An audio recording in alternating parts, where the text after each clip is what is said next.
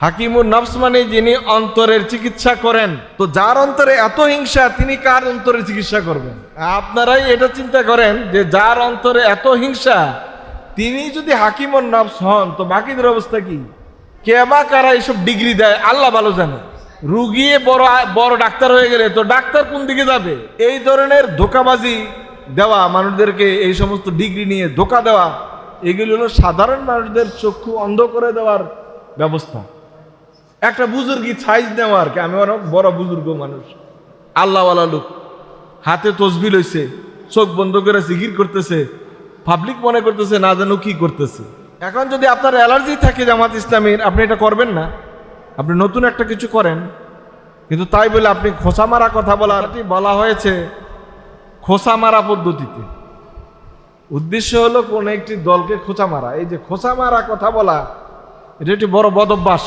যে বদভ্যাস, এইটা দিয়ে সস্তা জনপ্রিয়তা নেওয়ার চেষ্টা করা আপনার জন্য উচিত হয় না। সমাবেশের দ্বারা ইসলাম কায়েম হয় না, কিন্তু সমাবেশ ইসলাম কায়েমের পক্ষের একটি কাজ। আপনি আল্লাহর আইন বাস্তবায়নের জন্য একটি দলকে পছন্দ করেন না, বাদ দেন, আরেকটি দলকে পছন্দ করেন, ওটা দিয়ে শুরু করেন। ওইটাও পছন্দ করেন না, তৃতীয় কোনো দল নেন, তৃতীয় দল পছন্দ হয় না, চতুর্থ দল নেন, তাও পছন্দ হয় না, আপনি নিজে একটা দল করেন।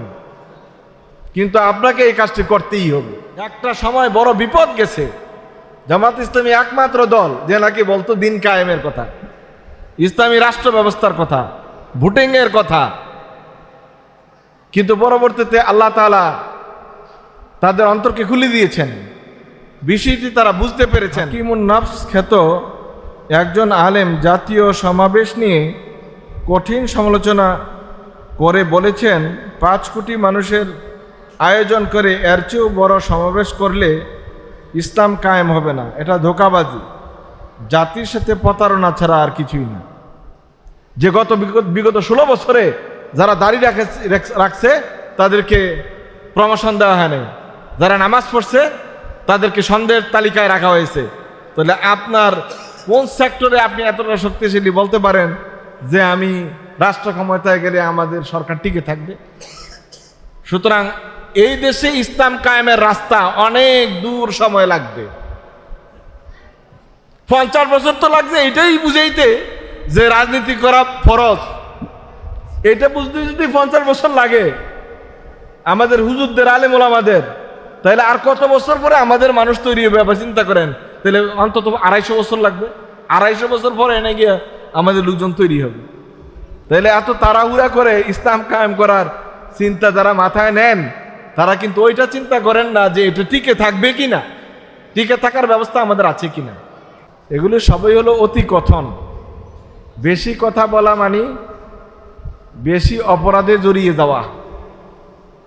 আল্লাহ সুবহানাহু ওয়া তাআলা আপনাকে কথা বলার তৌফিক দান করেছেন, এই অর্থ এই নয় যে আপনি যা খুশি তা বলবেন। যেহেতু আল্লাহ সুবহানাহু ওয়া তাআলা বাউন্ডারিও দিয়ে রেখেছেন, আল্লাহ তাআলা ইরশাদ করেছেন, মা ইয়ালফিজু মিন কাউলিন ইল্লা লাদাইহি রাকিবুন আতীদ। সুতরাং আপনি কথা বলার ক্ষেত্রে সতর্ক হওয়া উচিত। একটি জাতীয় সমাবেশ আরও খোলামেলা বললে যে এই বিষয়টি পরিষ্কার, সেটি হলো জামাত ইসলামীর কেন্দ্রীয় সমাবেশকে, জাতীয় সমাবেশকে নিয়েই উনি সমালোচনা করেছেন এবং এই সমাবেশকে বলেছেন 5 কোটি মানুষের আয়োজন করলে বা এর চেয়ে বড় সমাবেশ করলেও ইসলাম কায়েম হয়ে যাবে না। কথা বাস্তব, সমাবেশের দ্বারা ইসলাম কায়েম হয় না, কিন্তু সমাবেশ ইসলাম কায়েমের পক্ষের একটি কাজ। ইসলাম কায়েমের পক্ষের একটি কাজকে আপনাকে অবশ্যই স্বাগত জানাতে হবে, যেহেতু এটি একটি মাধ্যম মাত্র।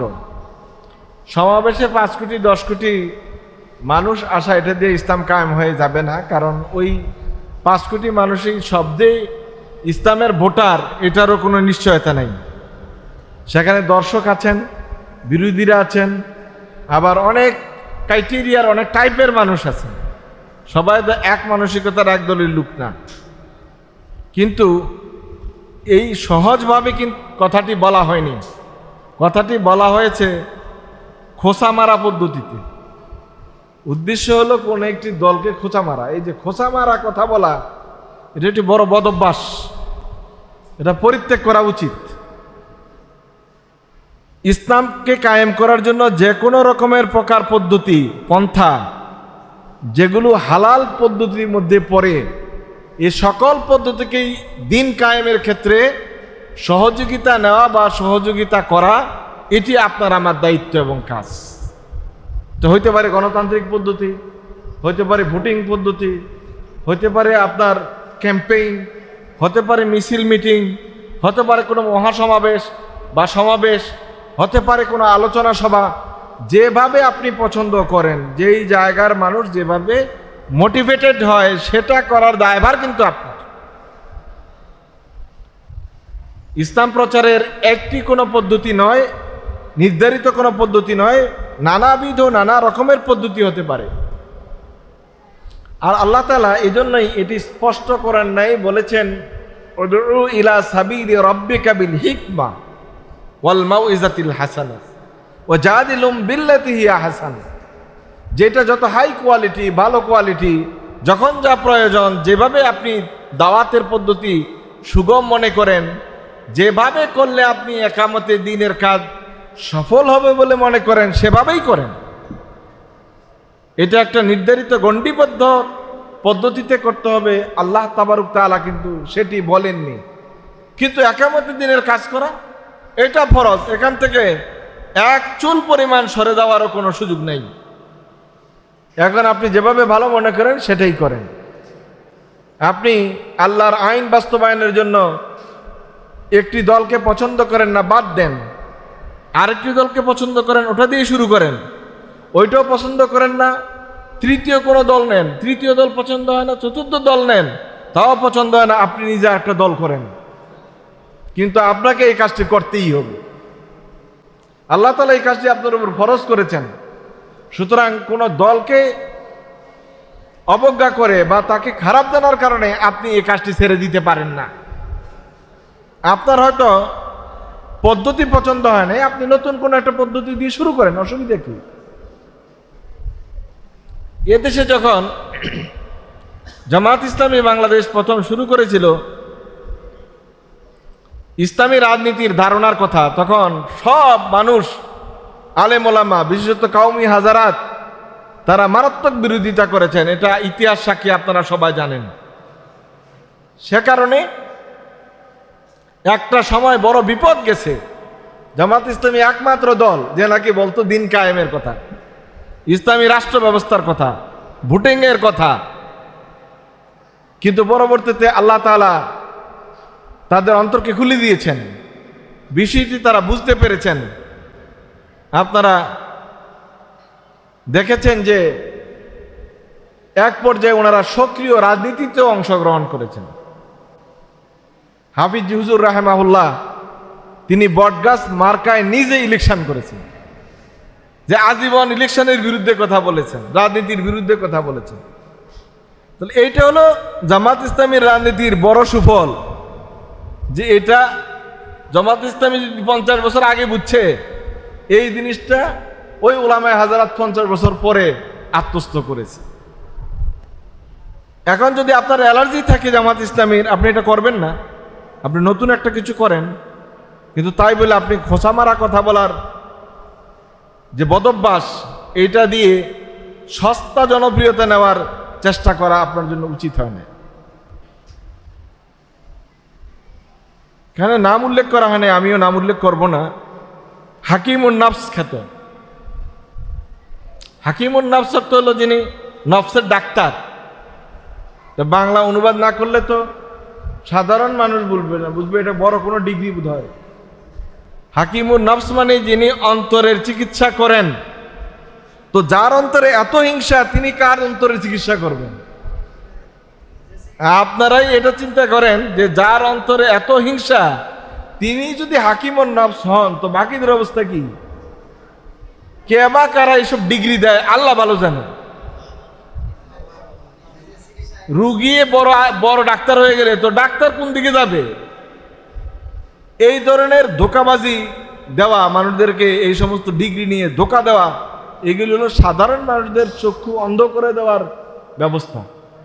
একটা বুজুর্গি সাইজ নেওয়া আর কি, আমি অনেক বড় বুজুর্গ মানুষ, আল্লাহওয়ালা লোক, হাতে তসবিহ লইছে, চোখ বন্ধ করে জিকির করতেছে, পাবলিক মনে করতেছে না জানো কি করতেছে। আমার এক ওস্তাদ ছিল, নাম বলবো না, খুব রসিক মানুষ ছিল।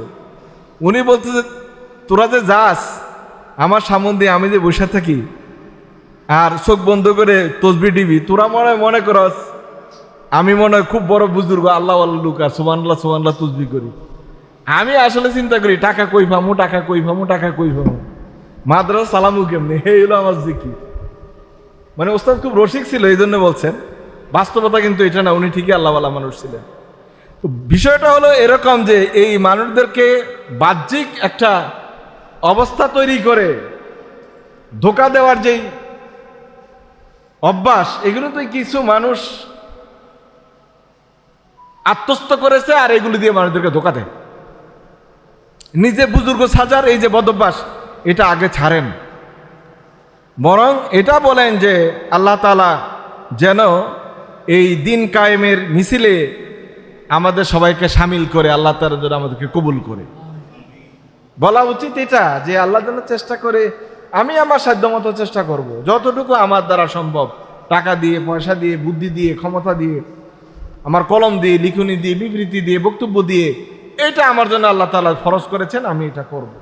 আরেকজনের সমালোচনা করা এটা ভালো কাজ নয়। তো আমরাও মনে করি তিনি হয়তো খেয়াল করেননি, এই জন্য বলেছেন।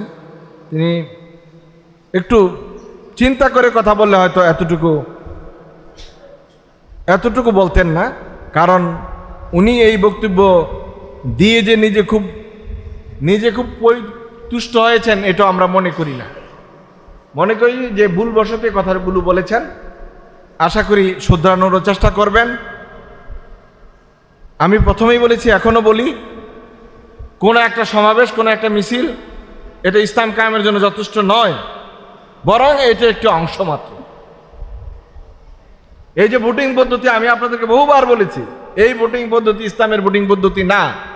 কিন্তু আপনি কিভাবে খেলাফত অর্জন করবেন? মানুষ মেরে, সবাইকে, সব চিন্তাশীল মানুষদেরকে এক পাশে রেখে আপনি ইসলাম কায়েম করবেন, রাষ্ট্র ক্ষমতায় যাবেন বা থাকতে পারবেন, থাকার সুযোগ আছে? এই যে একটা সংকট আপনারা এখন অতিক্রম করতেছেন, গত বছরের 5ই আগস্টের পরে সরকারের পট পরিবর্তন হয়ে যাওয়ার পর আপনারা কি পেরেছেন আপনাদের ডানপন্থী চিন্তার চেতনার সকল লোক সরকারের সব জায়গায় বসাতে? পারছেন বসাইতে? সচিবালয়গুলিতে সচিব আপনাদের কথা শুনে? দেখেন না, শিক্ষা সচিব কথা শুনে নাই, উপদেষ্টা কথা বলতে সে কথা শুনে নাই। তাহলে এরকম শত শত অফিসার বসা আছে শিক্ষা মন্ত্রণালয়ে এবং কারিগরি ও মাদ্রাসা শিক্ষা মন্ত্রণালয়ে। যখন মিটিংয়ে বসি তখন দেখি কয় % লোক ইসলামের পক্ষের, সরাসরি বিরোধিতা করে, একদম সামনাসামনি বিরোধিতা করে।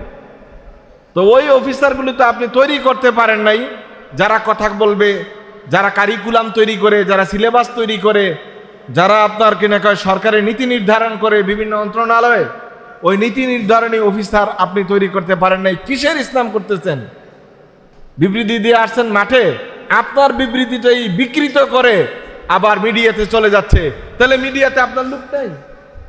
দেখেন না, সাংবাদিকরা ধর্ম উপদেষ্টা বলল কি আর প্রচার করে দিল কি? তাইলে এইভাবে মিডিয়ায় আপনার লোক নাই, প্রশাসনে আপনার লোক নাই, সচিবালয়ে আপনার লোক নাই, আপনার বড় কোনো অফিসার নাই, আর আপনি একটা বিবৃতি দিয়ে ইসলাম কায়েম করে ফেলবেন?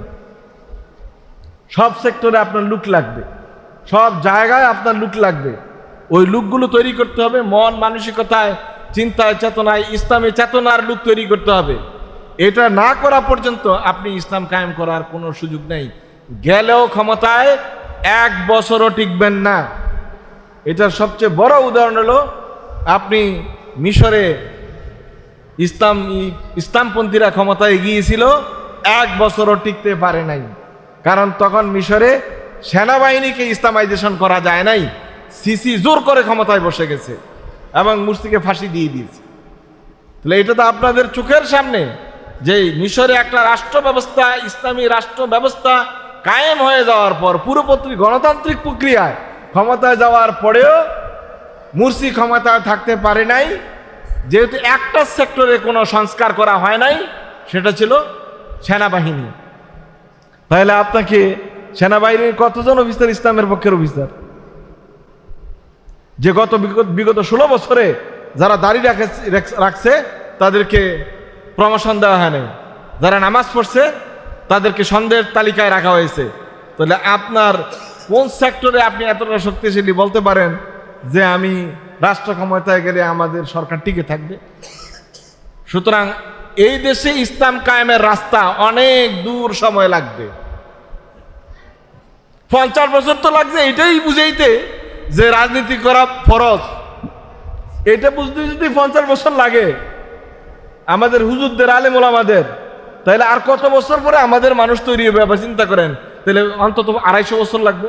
250 বছর পরে এনে গিয়ে আমাদের লোকজন তৈরি হবে। তাহলে এত তাড়াহুড়া করে ইসলাম কায়েম করার চিন্তা যারা মাথায় নেন, তারা কিন্তু ওইটা চিন্তা করেন না যে এটা টিকে থাকবে কিনা, টিকে থাকার ব্যবস্থা আমাদের আছে কিনা। আল্লাহ তাআলা আমাদেরকে বুঝার তৌফিক দান করুক, আমিন।